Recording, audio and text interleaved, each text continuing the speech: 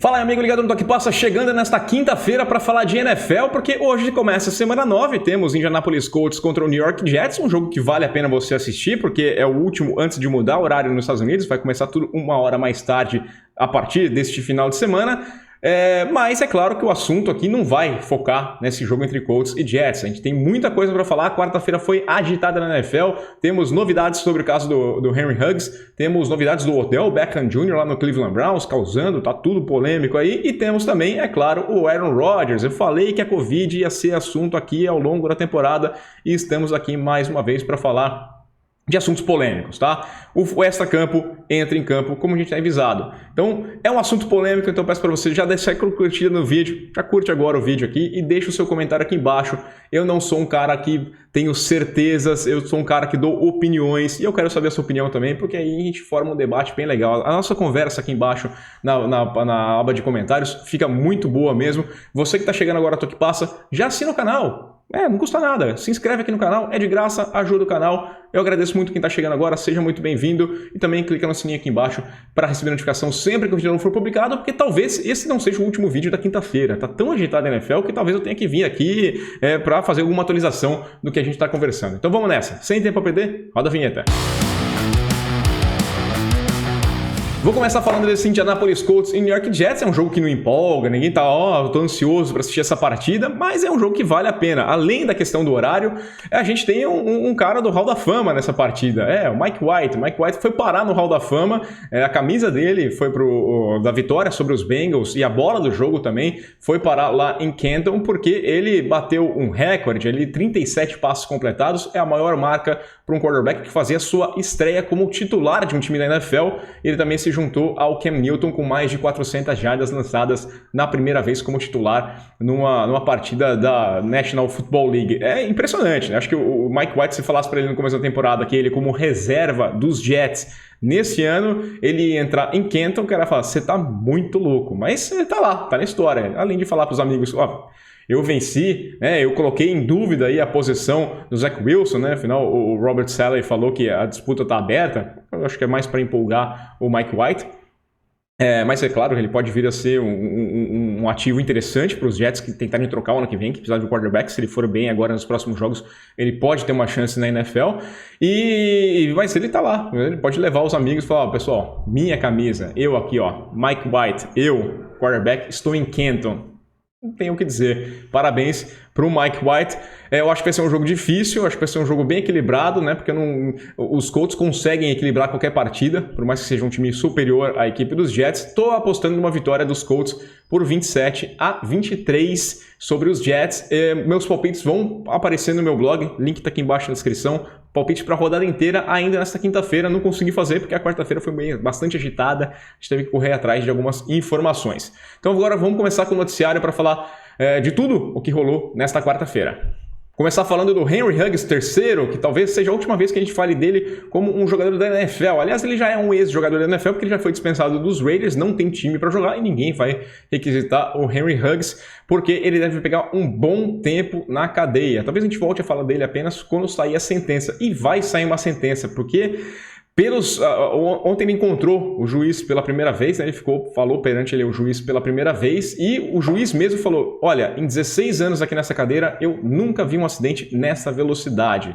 Saíram as informações do caso, o computador do airbag registrou que ele desacelerou segundos antes do acidente de 156 milhas por hora, que dá 251 km por hora, para 127 milhas, ou então 204 km por hora, que foi a velocidade do acidente. Uma batida muito feia, que a gente tem que deixar até bem claro que, em primeiro lugar, a gente se solidariza com a vítima desse acidente. A vítima desse acidente se chama Tina O. Tintor, né? 23 anos apenas. Aliás, tem uma outra vítima, o cachorro dela também, uma garota de 23 anos com o seu cachorro que acabaram falecendo de uma forma horrível, né? É difícil imaginar. Então ele se solidariza demais com a família, os conhecidos, as pessoas que estão sofrendo com essa tragédia sem tamanho, que é a morte da Tina O. Tintor e também do seu cachorro. Questão do álcool no sangue. Até ontem eu falei errado, eu falei sangue no corpo, falando em relação ao Josh Jacobs, né? mas não, é álcool no sangue, mas talvez no caso do Huggs seja um sangue no álcool, porque ele tinha mais do que tinha o dobro do que era permitido pela lei no estado de Nevada, né? Fizeram o teste dentro daquelas 2 horas até 2 horas após o acidente, disseram que ele não colaborou com a polícia, mas tinha o dobro do permitido pela lei. Então vai ser uma situação complicadíssima, é quase impossível o Huggs sair sem ir para a cadeia, né? Ele saiu agora da cadeia, ele foi para casa, pagou a fiança de $150 mil, o pessoal tentou uma fiança de $1 milhão, o juiz falou que a fiança não é para ser uma punição, só para garantir que ele volte depois, $150 mil ele pagou, foi para casa, vai ter que se apresentar, está sendo monitorado eletronicamente, tem que ficar em casa, sem álcool, sem dirigir, e também teve que entregar o passaporte para não correr risco de fugir. Ele pode pegar de 1 a 6 anos por direção perigosa, o que deve rolar, 250 km por hora, não era num autobahn, não era num autódromo, nenhum lugar se justifica essa velocidade, a não ser que ele seja um piloto de Fórmula 1 ou de NASCAR, né? E pode pegar de 2 a 20 anos por dirigir sob influência e causar uma morte. Os advogados lá do estado, né, os promotores, estão entrando com uma outra acusação desse mesmo caso, de dirigir sob influência e causar uma grave lesão, porque a namorada do Huggs teve que passar por uma cirurgia no braço. Então eles tentam mais uma pena que pode ir de 2 a 20 anos, além do que ele pode ser processado também porque ele tinha uma arma carregada no carro e estava alcoolizado, isso aí também é crime e ele pode se complicar muito mais. Estão falando aí que ele pode pegar até 46 anos de cadeia, talvez até mais por conta da arma, e a situação dele acabou, né? A gente teve temporada complicada dos Raiders, né? Já teve o caso do Gruden, perdeu o treinador, agora perde um dos astros, um dos bons recebedores do time. O Derek Carr falou sobre o incidente, falou sobre o caso, prestou solidariedade, é claro, à família da vítima, mas também falou que está lá do lado do Huggs para o que ele precisar, que tem que ter compaixão com ele também. Eu entendo, é uma situação, mas é difícil, né? É bom porque, é claro, é uma amizade. Ele falou que o Huggs tinha mandado uma mensagem para ele horas antes, pedindo para ele avaliar o swing dele ali no golfe. É uma situação triste, complicado. Vamos ver como é que vai reagir a equipe dos Raiders a isso. Já passou por um caso complicado com o treinador e agora um companheiro de time que acabou, estragou a vida dele completamente. Um talento jovem que foi embora, né? Por conta de uma besteira. Culpa, ele tem culpa também, a gente sabe como é que funciona jovem, eu já fui jovem também, já cometi minhas responsabilidades, mas 250 km por hora alcoolizado é difícil de defender. Bom, agora vamos falar do Cleveland Browns. Cleveland Browns com a novela Odell Beckham Jr. Odell Beckham que não foi trocado na trade deadline, a gente esperava muito essa troca, meio que certo que ela ia rolar, com aquela pressão até do LeBron, falei ontem aqui, o pai do Odell postando aquele vídeo, falando às vezes que ele não foi, ele recebeu só um passe para 6 jardas no jogo contra os Steelers, né? Teve mais um passe depois, ele tentou ir com uma mão só e não conseguiu fazer a recepção, mas 2 targets, uma recepção, 6 jardas, pouquíssimo para um time que estava precisando vencer a equipe dos Steelers. E a coisa ficou feia lá, saíram alguns reportes dizendo que o Stefanski disse que o Odell não é jogador do Cleveland neste momento. Depois ele negou isso, está negando que ele tenha falado isso aí, mas os reportes que chegam bem fiéis, com fontes bem próximas ali, dizem que ele conversou com jogadores e falou que não faz parte do elenco, nesse momento pelo menos. E é uma situação bem complicada, porque no dia seguinte à trade deadline, por que não fez essa troca antes? Bom, parece que rolou uma negociação no dia que ia fechar, lá na terça-feira, com o Saints, mas não chegaram a um acordo. Até porque o Saints tem pouco espaço no cap, então muito provavelmente a equipe dos Browns teria que absorver muito do contrato, tem 14 milhões de dólares e meio nesse período de contrato aqui, nessa temporada, ele teria que absorver esse valor para ele jogar no Saints. Mais ou menos o que aconteceu com o Von Miller lá com a equipe dos Rams. Então não interessava para a equipe dos Browns pagar para ele jogar em outro time. Então não rolou o negócio, nada feito. Só que agora os Browns estão numa situação bem complicada também, porque eles podem manter o jogador por lá, né, treinando normalmente, fazendo parte do elenco, porque você não pode afastar o jogador sem ter uma razão para isso. O CBA lá de 2006 não permite isso, você tem que manter esse jogador trabalhando normalmente, ou então você pode suspendê-lo sem pagamento se houver razão para isso, se houver motivo para isso, ou então troca, o que não vai mais acontecer até março, né? A liga fecha as trocas até março. Você pode até fazer um negócio, mas só oficializa em março. E também, ou você pode cortar o jogador, você pode dispensar o Odell, que é uma situação que pode rolar. A gente pode, a qualquer momento, ter a dispensa do Odell Beckham. Ele entra no waivers, ele pode ser requisitado por qualquer time, né? O time tem que ter um espaço para caber esses 14 milhões e meio de dólares no seu salary cap. Então, alguns têm esse espaço, outros podem trabalhar com alguns contratos ali para abrir essa margem e requisitar o Odell Beckham. A gente sabe que não vai ser fácil se você for um time não contender, que nem os Jaguars têm espaço no cap e podem pedir o Odell. O Odell fala, pô, eu não quero jogar no Jaguars, eu quero jogar no contender. E aí ele pode fazer aquele corpo mole de novo, entrar naquela situação e ficar naquele climão. Se ele passar pelo waivers sem ninguém requisitar o jogador, ele vai receber esses 14 milhões e meio de dólares como multa pela rescisão contratual, indenização por ter sido dispensado, e ainda vai negociar pela primeira vez como free agent. Então ele vai poder chegar como free agent, ele vai poder negociar com qualquer outro time e ganhar, né? E ganhar algum valor aí. Então, ganhar um valor a mais para jogar esse restante da temporada, fazer um contrato com outro time. Então, é o melhor dos cenários para o Odell, esse cenário. Ele ser dispensado, passar pelos waivers, receber os 14 milhões de dólares e ainda negociar com o time e ganhar um dinheiro a mais. Primeiro lugar, porque ele vai ser free agent pela primeira vez e vai poder escolher o destino dele, né? Porque lembra que ele estava lá nos Giants, ele quis sair dos Giants, os Giants trocaram ele para os Browns, que eram um time fraco no momento. Ele encampou aquela ideia de vou jogar nos Browns e vou estar com meu amigo, com o Landry, meu parça, vai dar tudo certo, mas é claro que ele queria escolher um outro lugar. Na época ele falava muito de jogar com o Tom Brady nos Patriots, vai saber, né? Daqui a pouco ele pinta lá no Tampa Bay Buccaneers, a gente não pode descartar nenhuma possibilidade, ainda mais se ele receber esse valor, ele faz um contratinho aqui que ele recebe menos nesse primeiro momento e lá na frente ele recebe muito mais.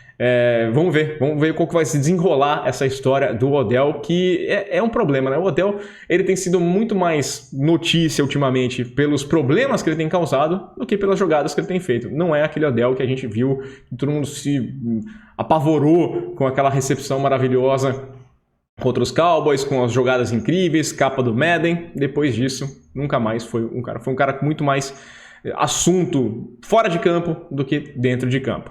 Bom, agora vamos falar de outro cara também que está sendo assunto fora de campo e com certa frequência. Aaron Rodgers é o grande nome da quarta-feira da NFL, porque ele testou positivo para Covid e aí rolou todo o problema que a gente nunca imaginou, né? Então, no primeiro momento, ele está descartado no jogo de domingo contra os Chiefs. Mas por que está descartado? Ele era vacinado, só ele der 2 testes negativos. É difícil, mas pode rolar, né? Afinal, o teste para quem é vacinado é a cada 10 dias, a cada 2 semanas, aliás. Ele pode ter tido a Covid desde lá no comecinho, não deu negativo num dia, mas no dia seguinte ele já teria dado positivo, e já passou o prazo, já vai dar negativo, pode rolar. Tem uma chance pequena, mas tem a chance dele jogar contra os Chiefs. Não, ele está fora por 10 dias. Opa, 10 dias é para quem não é vacinado. Então o que aconteceu? Ele não era vacinado? Sim, ele falou que ele era vacinado. Aí que começa o truque, porque na entrevista ele foi perguntado se ele era vacinado. Ele falou, sim, eu estou imunizado. Mas ele não era vacinado, né? Então não vem falar que a gente interpretou errado, porque ele falou, a pergunta foi bem clara. Você pode até assistir aí. Você é vacinado e qual que é a sua posição sobre jogadores não vacinados? Ele falou, sim, eu estou imunizado. Are you vaccinated and what's your stance on vaccinations? Yeah, I've been immunized. Bom, ele falou sim para a pergunta se você é vacinado. Então ele respondeu sim para ser vacinado. A questão do imunizado é outro caso que entra com uma profundidade ainda maior. Ele não foi vacinado, mas ele passou por um tratamento homeopático que ele tentou fazer a NFL aceitar como uma vacinação, mas a NFL não aceitou, até porque o acordo coletivo lá com a NFLPA fala de 2 doses da vacina da Pfizer, da AstraZeneca, qualquer outra vacina, ou então 1 dose da Janssen, ou então o caso de você ter tido o Covid após o dia 26 de agosto e tomado 1 dose, aí você faz um teste e vê o índice aí de anticorpos que você poderia ser considerado o vacinado, né, pela NFL. O que acontece de grande problema nessa história toda é porque o protocolo para o jogador vacinado e para o não vacinado é completamente diferente, e o Aaron Rodgers estava vivendo uma vida de protocolo de vacinado, tá? Ele estava lá sem máscara, ele estava sem máscara no sideline, sem máscara em qualquer outro canto, dando entrevista coletiva em lugar fechado, sem máscara, o que não é permitido pelo protocolo do não vacinado. Então ele estava agindo como um jogador vacinado. E aí a NFL falou assim, olha, a regra, quem tem que impor o protocolo é o time. Então a gente vai averiguar o que aconteceu com a equipe dos Packers e talvez pode rolar uma punição. A gente vai lembrar que a equipe dos Raiders e do Saints foram punidas em $500 mil e também perderam uma escolha de sétima rodada por conta de quebras no protocolo dos treinadores, né? Com relação à máscara do Gruden, do Sean Payton.